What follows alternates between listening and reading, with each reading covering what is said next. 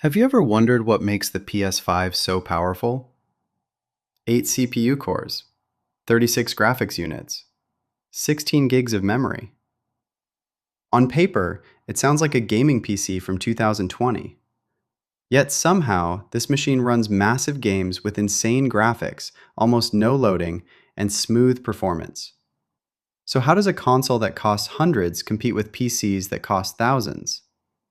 Stick around, because the secret is not just raw power. It's something far more complex hiding underneath. Here's the part most reviewers get wrong. They compare the PS5 to a PC, spec for spec, CPU versus CPU, GPU versus GPU, and conclude it's mid-range hardware. That comparison is meaningless, because the PS5 isn't a collection of parts. It's one sealed system where every component was custom built to talk to every other component with almost zero waste. No driver overhead, no background processes stealing cycles, no guessing what hardware the player owns. Today we're taking it apart, piece by piece, starting with the one component Sony's own lead architect called the most requested feature in console history. In Spider-Man Miles Morales, you can fly across all of New York City in 2 seconds. Not a loading screen, not a trick. 2 seconds, end to end.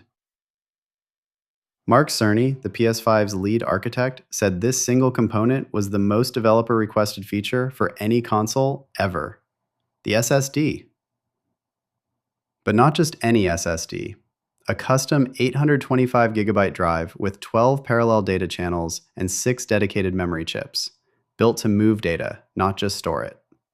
Raw speed, 5.5 gigabytes per second, with Sony's compression hardware doing the heavy lifting, effective up to 9 gigabytes per second.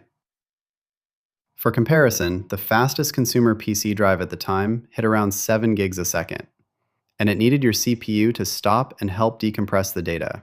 On PS5, that decompression happens in dedicated silicon. Your CPU never even notices it's happening.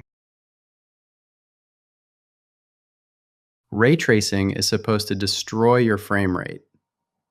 On a $500 console, it shouldn't be running at all. And yet, here it is. The reason lives inside a single custom chip, designed by AMD, refined over years with Sony, called a system on chip. 8 CPU cores, AMD Zen 2 architecture, clocking up to 3.5 gigahertz. And the clock speed is variable, shifting in real time to balance power against heat. The GPU is the real story. 36 compute units on RDNA 2 architecture, 10.28 teraflops of peak performance. And every single compute unit has its own dedicated ray tracing accelerator built in. On a PC, ray tracing is an expensive luxury bolted onto a general-purpose card. On PS5, it's a first-class citizen, because the entire software stack was designed around it from day one. And here's the part that doesn't show up in any spec sheet. The CPU, the GPU, and the memory all share one 16GB pool on a 256-bit bus, moving 448 gigabytes per second. Nothing has to travel far to find anything else. That's not a bigger engine, that's a shorter commute. Dolby Atmos, the gold standard in movie theaters, can render 32 individual sound sources at once. The PS5 can render 5,000. That's not 32 raindrops hitting a roof. That's 5,000 individual raindrops, each with its own path, its own distance, its own echo. Here's how. Sony took a spare AMD GPU compute unit, stripped out its caches, wired it directly to memory, and dedicated the entire thing to one job, spatial audio. They called it the Tempest engine. It uses something called the head-related transfer function, basically a mathematical model of how your specific ear shape bends and delays sound in three-dimensional space. Sony scanned over 100 real human heads to build the dataset, and you pick the profile closest to your own. The result works through any pair of headphones, no special hardware. You hear footsteps behind you, gunfire above you, and a whisper from somewhere you didn't think to look, because the engine knows exactly where your ears think sound should come from. That weird oversized shape of the PS5 that everyone made fun of in 2020? It's not a design mistake. It's the entire point.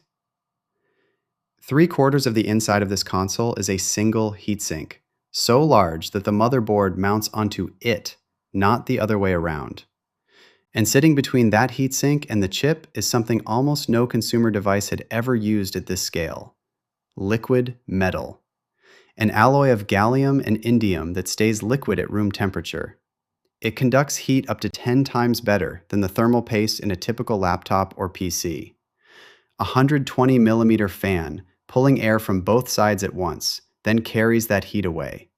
And the airflow is controlled precisely enough that the PS5 runs quieter than the PS4 Pro while doing dramatically more work. Every single unit has liquid metal applied by robotic automation to the exact same precision every time. That consistency took Sony years to get right. Pick up a DualSense controller and pull the right trigger on a bow in a game. It pushes back, like an actual bowstring. Pull it on a shotgun instead. Completely different resistance, completely different feel. That's not a vibration trick. It's a tiny electric motor connected to a worm gear inside each trigger, and the console can vary that resistance, from 0 to a hard mechanical stop, in real time, mid-frame. And the rumble isn't rumble anymore either. Older controllers use spinning off-center weights, one generic buzz no matter what's happening on screen.